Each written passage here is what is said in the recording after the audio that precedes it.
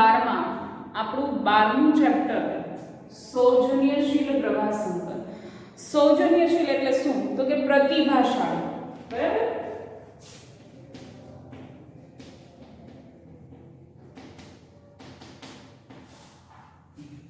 પ્રભાશંકરની વાત કરીએ છીએ. ચરિત્ર નિબંધ છે મુકુંદરાય પારાશરની. સૌજન્યશીલ એટલે શું? તો કે પ્રતિભાશાળી. પ્રભાશંકર છે એનું જીવન ચરિત્ર અહીંયા બતાવેલું છે કે એનામાં કયા કયા ગુણ હતા. સામાન્ય શિક્ષક પદેથી એ ભાવનગર રાજ્યના દીવાન પદ સુધીની જે સફર ખેડે છે એ સમય દરમિયાન પોતાની જે પ્રામાણિકતા છે, પ્રામાણિકતાના અનુભવો આપણી સમક્ષ જણાવેલા છે એની વાત અહીંયા પાઠની અંદર કરેલી છે કે ગાંધીજી જેવા ગાંધીજી છે એને પણ ખરા સમયે સલાહ આપનાર બન્યા છે. બરાબર. જ્યારે ગોળ મેજી પરિષદ ને જે કંઈ ચળવળો વખતે જે કંઈ ગૂંચ આટીઘૂટી બની જાય છે એ ગૂંચ આટીઘૂટીને ઉકેલનાર પણ પ્રભાશંકર હોય છે. પ્રભાશંકરને એક સારા વ્યક્તિ તરીકે એનું વ્યક્તિત્વ છે અહીંયા નોંધ કરેલું છે લેખકે.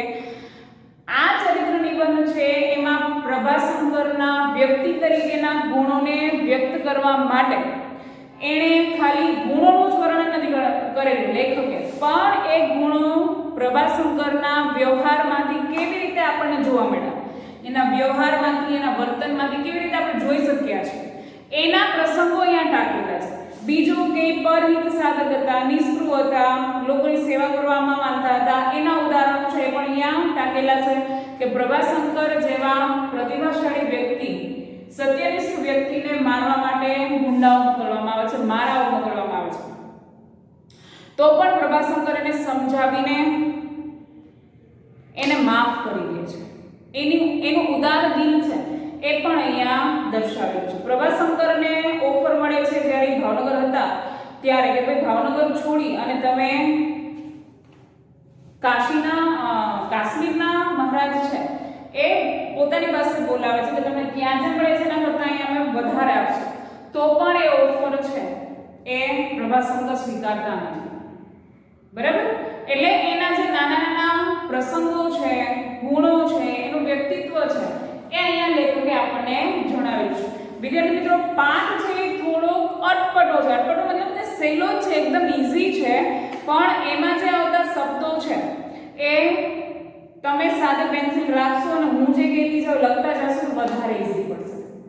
અને માઇન્ડ અહીંયા રાખી અને પાઠને સમજવાનો રહેશે. પાઠના 3-4 ભાગ પડશે, 2 ભાગમાં પૂરો પણ નહીં થાય, પણ તમે સાથે માઇન્ડ ખુલ્લું રાખીને પાઠને સરસ રીતે સમજો છો. બધા પાઠ અત્યાર સુધીના એકદમ સરસ રીતે તમે સમજી ગયા છો, પણ આ પાઠ વધારે સમજાઈ જશે. તો સાથે પેન્સિલ છે એ ખુલ્લી રાખજો. પેજ નંબર 50 ઉપર આપણે લેખકનો પરિચય પહેલા જોઈએ છીએ. પહેલો પેરેગ્રાફ શું કહેવા માંગે છે? સૂક્ષ્મ સાહિત્ય સૂક્ષ્મ અને સૌંદર્યલક્ષી કાવ્યધારાના કવિ શ્રી મુકુંદરાય પારાશરીનો જન્મ મોરબીમાં થયો. કરજો અંડરલાઈન. પ્રાથમિક શિક્ષણ કોટડા સાંગાણીમાં તેમજ માધ્યમિક અને ઉચ્ચ શિક્ષણ અનુક્રમે રાજકોટ અને ભાવનગરમાં લીધું હતું. બાકીની એની જે કાંઈ બુક છે એ બુક લખેલી છે એ આપેલી છે, તમે વાંચી લેજો. બીજો પેરેગ્રાફ જોઈએ છે આપણે. કંઠ ચાતકનો અને પ્રાણ બપૈયાનો પદ સંગ્રહને ગુજરાતી સાહિત્ય પરિષદનું સત્યકથા 1 તેમજ મારા મોટી બા અને બીજી સત્યકથાઓને ગુજરાતી સાહિત્ય અકાદમીના પારિતોષિક પ્રાપ્ત થયા છે. સત્યશીલને 1978 નો નર્મદ સુવર્ણ ચંદ્રક પણ પ્રાપ્ત થયો છે. બીજો પેરેગ્રાફ આખો છે, અંડરલાઈન કરી નાખજો. આપણે આ બધા પ્રશ્નો માગ્યા મુજબમાં પૂછાય છે. બરાબર. હવે જોઈએ આછેરી ઝલક ત્રીજા પેરેગ્રાફમાં પ્રભાશંકરની શું આપેલી છે લેખકે. સામાન્ય શિક્ષક પદથી ભાવનગર રાજ્યના દીવાન પદ સુધી પ્રભાશંકર પટણી છે એની સરનેમ છે. વિકાસ ગાથાનો ગર્વો નમૂનેદાર આલેખ સુચારુ ઢબે લેખકે રજૂ કર્યો છે. તેમના સ્નેહ, સૌજન્ય, સહૃદયતા, નિષ્પૃહતા, દ્રઢતા, કોમળતા આ એના લક્ષણો આપેલા છે એના ચરિત્રના. ત્યાગ, સેવા તત્પરતા, નિરાભિમાનતા, પરહિત સાધક વગેરે ગુણો વડે સૌનું દિલ જીતનારા પ્રભાશંકર રાજવીઓ, સમાજ, સરકાર, મહારાજા, ગાંધીજીને પણ ખરે ટાણે સાચી સલાહ વિરલ પુરુષ હતા. સત્તા, સંપત્તિ, પદ, કીર્તિ ને ઠોકર મારી સત્ય, સંયમ અને વફાદારીને આચાર ધર્મ શીખવનાર આ શીલવંત સાધુનું આખું ચરિત્ર વાંચવાની અભિચ્છા આ ચરિત્ર લેખ જગાડે છે. અહીંયા ખાલી એક માત્ર પ્રસંગ મૂકેલા છે 2-3, બરાબર, પણ એનો જ્યારે આખું ચરિત્ર લેખ આપણે વાંચીએ છીએ ત્યારે એ વધારે આપણને એમાંથી એના ગુણોનું આલેખન જાણવા મળે છે. લેખકની સ્પષ્ટ, પારદર્શક, સહજ, સરળ શૈલી અને અત્યંત ધ્યાનાકર્ષક બની રહી છે. એકદમ સ્પષ્ટ અને સરળ રીતે પોતાની ભાષા શૈલીનો ઉપયોગ આ પાઠમાં કરેલો છે, પણ છતાં એના અમુક શબ્દો જે અઘરા આવે છે એટલા માટે આપણે પાઠને સમજીએ છીએ ત્યારે એક તો બુક ખુલ્લી રાખીએ છીએ અને સાથે પેન્સિલનો ઉપયોગ પણ કરતા જઈશું. ચાલો, પેજ નંબર 50 ઉપર પહેલો પેરેગ્રાફ. સૌરાષ્ટ્રમાં મોરબી ગામમાં ગરીબ બ્રાહ્મણ કુટુંબમાં જન્મી પ્રભાશંકરનો જન્મ ક્યાં થયો હતો? કયા કુટુંબમાં થયો હતો? મોરબીમાં બ્રાહ્મણ કુટુંબમાં.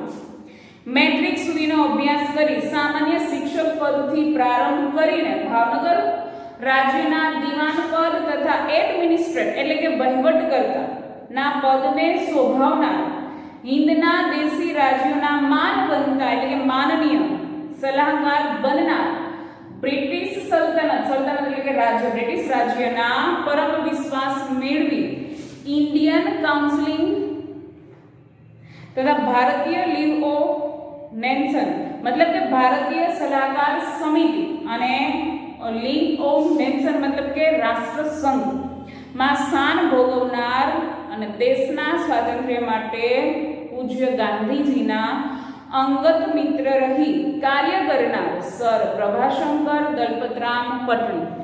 જો અનલાઈન કરો પૂરું નામ શું છે? પ્રભાશંકર દલપતરામ પટણી ની ઈસવીસન 1862 થી 1938 સુધીની 150 વર્ષની કારકિર્દીમાં કાર્યસિદ્ધિઓ અસંખ્ય છે. જો પ્રશ્ન એક વખત પૂછાણો કે પ્રભાશંકરની કારકિર્દી કેટલા વર્ષની છે? 75 વર્ષની છે. એમની બુદ્ધિ, પ્રતિભા તથા કાર્યશક્તિ આકર્ષક હતા. બરાબર, પોતે છે એ ભારતીય સલાહકાર હતા, વહીવટ કરતા હતા બ્રિટિશ રાજ્યને, અને ગાંધીજી કેવા ઘણી જગ્યાએ પોતાનો અનુભવ, પોતાનો ફાળો છે, પોતાની સલાહ છે એ આપેલા છે. બરાબર, ચાલો જોઈએ હવે નીચે. તેમની આશ્ચર્યકારક અને જો પ્રભાશંકરની માહિતી આપણને ઉપરના પેરેગ્રાફમાં જ આવી જાય છે કે એનું પદ છે અને એનો સ્વભાવ અને એના ગુણો છે એ કેટલા સારા છે. તેમની આશ્ચર્યકારક અનેક સિદ્ધિ નોંધી શકાય, પણ તેમના જીવનની ઓછી મહત્વની નહીં તેવી વસ્તુ તેમનો સ્વભાવ હતો. એમના જીવનમાં બહુ ઓછું એ માનતા હોય છે ને તો એના સ્વભાવને, જેના સૌજન્ય, નિસ્પૃહતા એટલે કે ઈચ્છા વગરનું, નિરાભિમાનતા એટલે કે અભિમાન વગરનું તથા પરહિત પરાયણતા એટલે કે બીજાનું ભલું કરવાની ભાવના વગેરે લક્ષણો હતા. પ્રભાશંકરમાં કયા કયા લક્ષણો હતા? તો કે એ નિસ્પૃહતા એટલે કે ઈચ્છા વગરના હતા, બીજાનું ભલું કરવાવાળા હતા, પછી અભિમાન વૃત્તિ નહોતી એનામાં. આ બધા એના લક્ષણો છે. એમની પ્રત્યેક પ્રવૃત્તિ કે નિવૃત્તિ એટલે કે નવરાશનો સમય, પ્રવૃત્તિ એટલે કે જે સમય દરમિયાન કામ કરે છે, નિવૃત્તિ એટલે કે જે સમય દરમિયાન કામ નથી કરતા. પરહિત સાધક હતી, પરહિત સાધક એટલે કે બીજાના ઉપયોગમાં આવે એ જે કંઈ પ્રવૃત્તિ કરે છે એ, અને નિવૃત્તિ સમય દરમિયાન જે કરે છે એ બીજા માટે જ હંમેશા કરતા. એમની સ્વભાવ દર્શક એટલે કે સ્વભાવને દર્શાવનાર ઉપલબ્ધ હકીકતોમાંથી થોડી અહીં તારવી છે. એના સ્વભાવનું દર્શન કરવાવાળી જે કે થોડી ઘણી હકીકતો છે એ હકીકતો મુકુદ પારાશરે આપણને આ ચરિત્ર નિબંધમાં આપેલી છે. ઈસવીસન 1895માં મોરબી રાજ્યના કેળવણી ખાતામાં નિરીક્ષણ કરનાર પદથી ભાવનગરના મહારાજાના હજુર સેક્રેટરી એટલે કે મંત્રી પદે આવ્યા. ક્યારથી? તો ઈસવીસન 1995માં મોરબીમાં રાજ્યના કેળવણી ખાતામાં નિરીક્ષણ પદે ગયા અને ત્યાર પછી ભાવનગર રાજ્યના મંત્રી પદે શોભે છે. તે મહારાજા ભાવસિંહજી, અનલાઈન કરજો, મહારાજા ભાવનગરના કોણ હતા? ભાવસિંહજી સગીર વયમાં, સગીર વય એટલે કાચી ઉંમરમાં, હજી જુવાનીમાં યુવાનીમાં ડગલા નહોતા માંડેલા, બરાબર, તરુણાવસ્થામાં હતા. રાજકુમાર કોલેજમાં રાજકોટ ભણતા અને શ્રી પ્રભાશંકર ત્યારે તેમની નોકરીમાં હતા. સગીર વયના રાજા ભાવસિંહ હતા ત્યારથી જ પ્રભાશંકર છે એ તેના રાજ્યમાં નોકરી કરતા હતા. ત્યારથી ભાવસિંહજીને શ્રી પ્રભાશંકર પ્રત્યે આદરમાન હતું. એટલે મહારાજા તખ્તસિંહજી એટલે કે ભાવસિંહના પિતા, બરાબર, દેવ થયા. દેવ થયો એટલે કે મૃત્યુ પામવું. ત્યારે ભાવસિંહે તાર કરીને પટણીને મોરબીથી તેડાવ્યા. બરાબર, જ્યારે મોરબીમાં હતા, ભાવનગરના રાજા જ્યારે રાજકોટ ભણતા હતા, ભાવસિંહજીના પિતા મૃત્યુ પામે છે, તો એને મોરબીથી બોલાવી લે છે ભાવનગર, બરાબર, ભાવસિંહજી. શ્રી પ્રભાશંકરે લખ્યું, હું મોરબી બાવાનો નોકર છું. મોરબી બાવા એટલે કે મોરબીના જે વાઘજી ઠાકોર છે એને ક્યાંય નોકરી કરતા હતા. મને તેઓ સારી રીતે રાખે છે એટલે નિષ્કારણ તેમની નોકરી મારાથી છોડાય નહીં. ભાવસિંહજી જ્યારે એને ભાવનગર બોલાવે છે કે ભાઈ તમે મોરબી છોડીને ભાવનગર અહીંયા નોકરી કરવા માટે આવી છો, ત્યારે સામે પત્ર લખે છે પ્રભાશંકર કે મોરબીના જે વાઘજી ઠાકોર છે એ મને અહીંયા સારી રીતે આપે છે. નિષ્કારણ એટલે કે કારણ વગર, કોઈ કારણ નથી એવું નોકરી છોડવાનું, તો હું નોકરી ના છોડી શકું. આ પરથી શ્રી ભાવસિંહજીએ મોરબીના વાઘજી ઠાકોરને પત્ર લખી મંજૂરી મેળવી અને પ્રભાશંકરને બોલાવ્યા. જો રાજા છે એ વાઘજી ઠાકોરને પત્ર લખે છે કે ભાવસિંહજી પત્ર લખે છે વાઘજી ઠાકોરને કે પ્રભાશંકરને અહીંયા જરૂર છે, એટલા માટે તમે એને અહીંયા મોકલો. મહારાજા જાહેરમાં પણ શ્રી પ્રભાશંકર માટે આદરમાન બતાવતા. જો રાજા જેવો રાજા છે એ પણ ભાવસિંહજીને જાહેરમાં પ્રજાની વચ્ચે પણ એટલો આદર આપતા.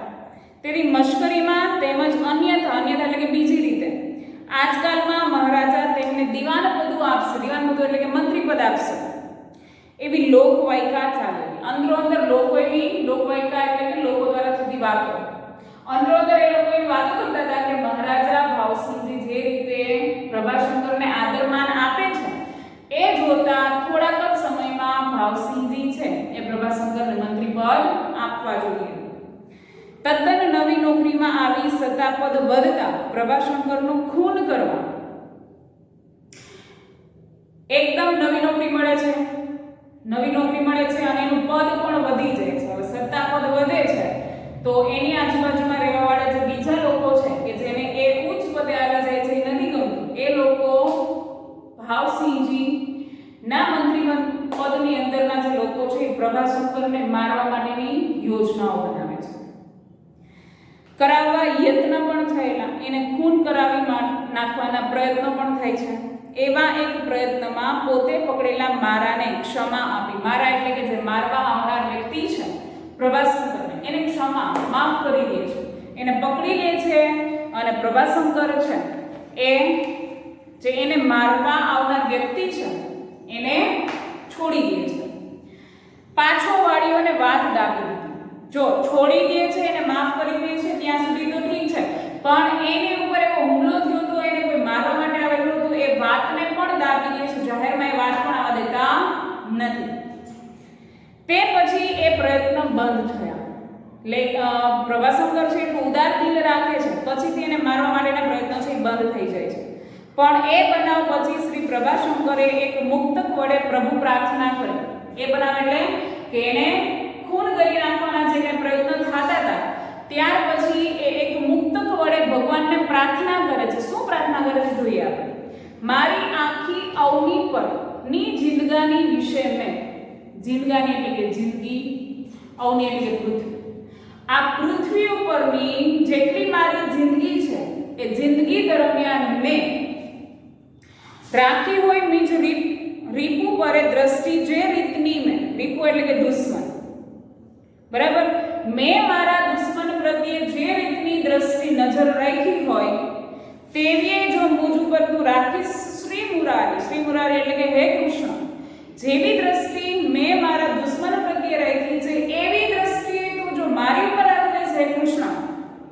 તોય તારો અનઋણી થઈને પાડ માનીશ મારો.